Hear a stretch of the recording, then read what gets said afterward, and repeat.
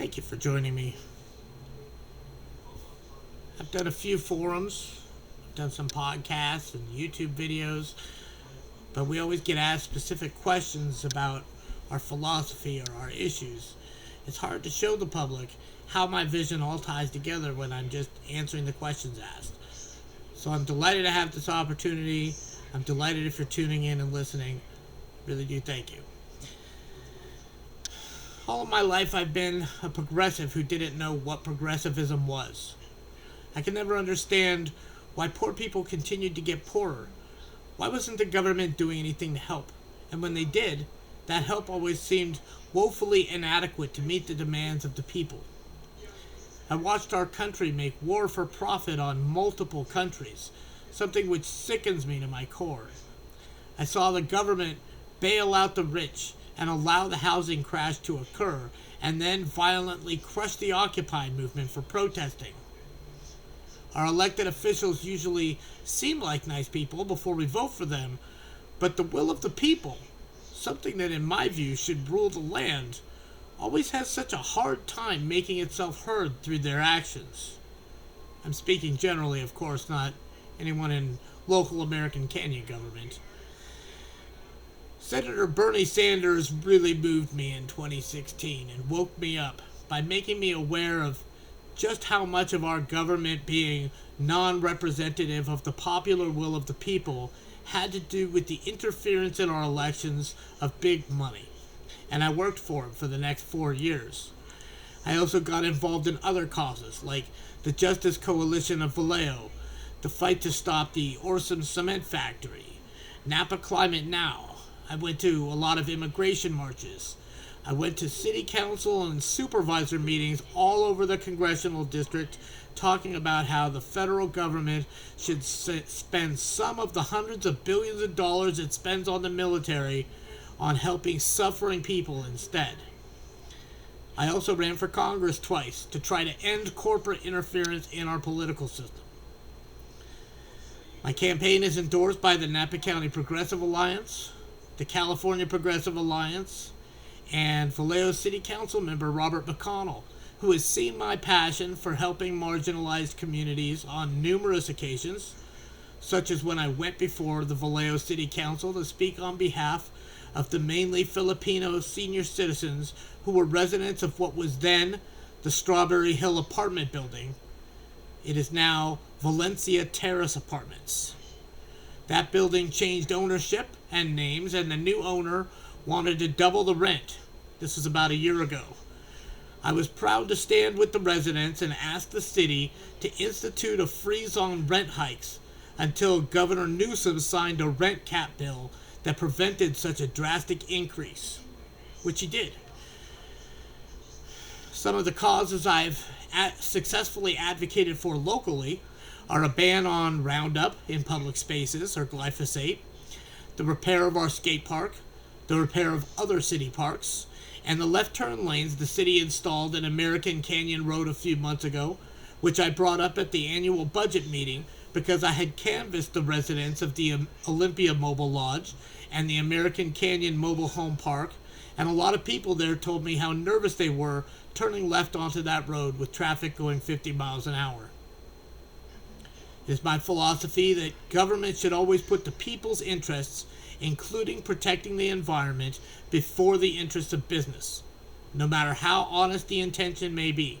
And that's why I reject all business donations. I believe that a city ordinance limiting the amount of contributions to the campaigns of politicians to $250 would help us to prevent abuse.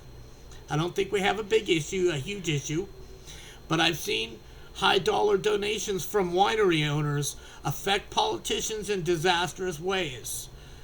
I also think we ought to institute term limits.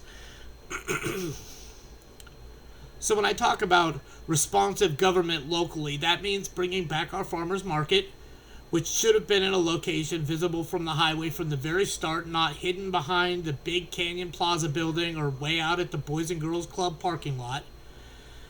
It means a safer 5G ordinance that requires more distance between transmitters, random third-party testing and protection zones for schools. It means listening to the residents saying it's too hard to open a business here and making it easier. And it means moving away from this perception that our city exists to serve as housing and warehouses for the North Valley. What do more apartment buildings and warehouses do for American Canyon families?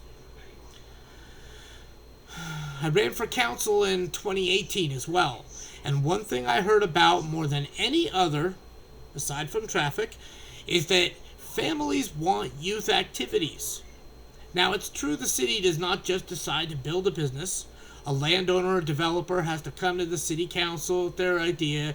It goes before the planning commission, but we can build things like a new skate park, a park for disabled children, a cultural center, more community gardens. In doing these things, we make community the focus of our city.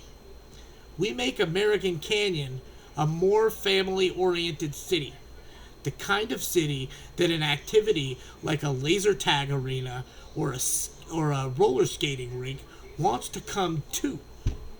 Which leads to the inevitable question, how do we pay for all that? Well, if we could attract some green manufacturing jobs out in the industrial sector instead of more warehouses, we'd have more tax dollars coming in and be providing more jobs at the same time. More jobs, of course, mean less commuter traffic, which, of course, is the best way we can combat climate change. So that's really a win-win-win-win situation. Green jobs, tax dollars, less traffic, less carbon pollution. The Park for Disabled Children is a bit different. I believe we can solicit donations to pay for that. We are fortunate enough to live in a very wealthy county, and there are plenty of people who are always looking for tax donations. I believe in this park. I know we can make this a reality. And this is just the kind of family-oriented activity, even if it is only attractive to a select group of families, that will help to make our community healthy, not only in body, but in mind. I say our campaign is prioritizing health issues in community gathering places, but in an abstract way, it's really the same thing. Building community is building the mental and emotional health of our city, and it hopefully makes some people feel seen who might otherwise not have. Other people who may not feel seen are the homeless people living in American Canyon. I'm not aware of a huge homeless population, but there are certainly people living outdoors here. I know there is a larger national economic crisis that's been going on for a couple decades, but I think the city needs to take leadership where the federal and state government is failing. There is a real environmental justice issue going on when people are trapped outdoors in a heat wave, or smoke from a wildfire, or freezing temperatures. Climate change is making heat waves hotter, summers longer, the cold seems colder, and the wildfires aren't going away. Increasingly destabilized atmospheric conditions cause dramatic differences in air pressure, which means stronger winds, which may mean more fires or worse fires. And someone has to make sure that people's basic needs are met. This is another project that may be able to be funded, at least in part, by donations. But I cannot abide by people not having a shelter from extreme conditions without doing something about it.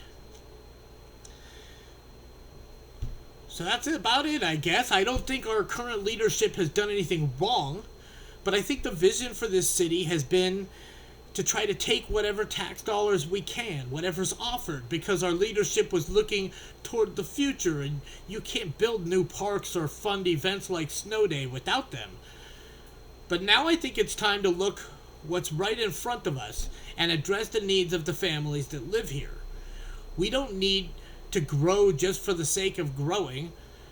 They've already approved Watson Ranch and Broadway-specific plan, which will increase our size by about 33%.